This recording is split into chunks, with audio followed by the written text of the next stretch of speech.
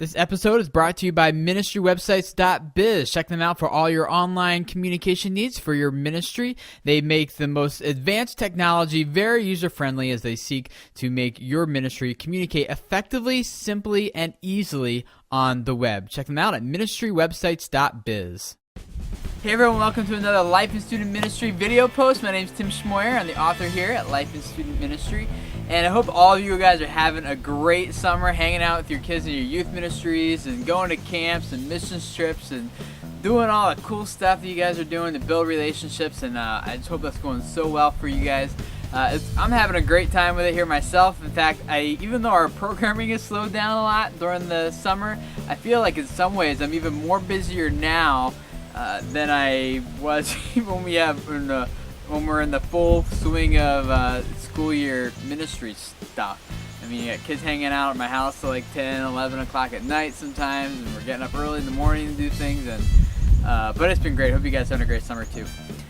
Today I want to talk with you a little bit about tracking attendance at youth group. This isn't something maybe we're during the summer ministry so much focused on, but it's a question that continually seems to come up over and over and over again at ministryquestions.com and in my email inbox and other places on different blogs.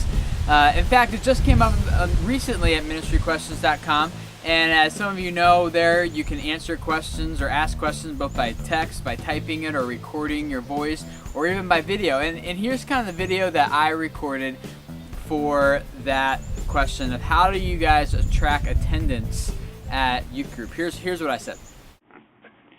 Hey Chuck, I don't really like the whole inventory approach to keeping track of attendance, where you have a list of newcomers and kind of just check them off a list if they're there or not. I mean, I understand what we're trying to do, and that is to make sure that we notice when kids are missing so that we can follow up with them and make sure that they feel as if they're welcomed or find out what's going on with their life. So I think that is important, but rather than treating the kids like there's some sort of warehouse inventory. At my group, we have we don't keep attendance on a list. We actually just have leaders, and every kid, like for example, let me back up a little bit. Every kid is in a small group because when we on Wednesday nights, all the kids are in one big room. We start off together as a group, but then we go off into small groups, and everyone is in a small group. Whether it's the friend they came with, or if they're brand new, don't know anybody, we put them in a group that's kind of with their gender and their age group. So everyone goes to a small group. It then becomes that small group's leader. There's two leaders actually at every small group.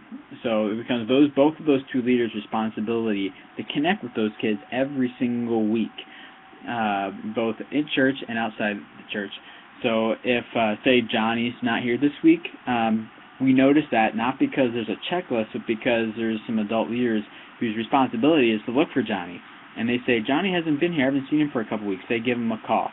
And so it's more relational than like, hey, our database popped up and told us that you've been missing.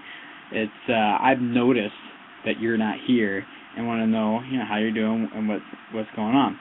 So that way, even when visitors come, and they get connected to a small group leader, that leader then assumes that visitor, remembers their name, and looks for them intentionally the next week. So I hope that makes a little sense. That's how we do it, and I prefer doing that relational approach much more than a clipboard and a pen with a gold sticker for you being here. So. If you want to check out what some of the other guys said, you can go to ministryquestions.com and see that, what other youth pastors are saying and recommending about how they track attendance and why at youth group. Everyone from using different software programs, the database stuff. No one's using barcodes to scan like barcode tattoos or anything as kids walk in, but maybe one day we'll be there. I don't know. But so that's how I can do it, very relationally and just noticing when kids are gone, because there's an adult leader who's assigned to specifically look for that kid, and if they're not there for a couple of days, to make sure that they follow up with that kid because they were missed, not because they popped up on a checklist or didn't have enough things marked off, but because someone noticed that they were gone. So that's how we do it. I want to encourage you guys also, as we wrap up this video, to check us out at Facebook. It's facebook.com/student ministry, and you become a fan of Life in Student Ministry there. And I would encourage you to do that because, one, they send up a lot of updates there that I don't always post on my blog. A lot of times they make announcements about things like contests and giveaways, or the mentorship program that's starting again this fall for youth workers who have been in ministry for 2 years or less. That gets announced there first. When we have live YM talks and things going on, that's announced there also through our Facebook page.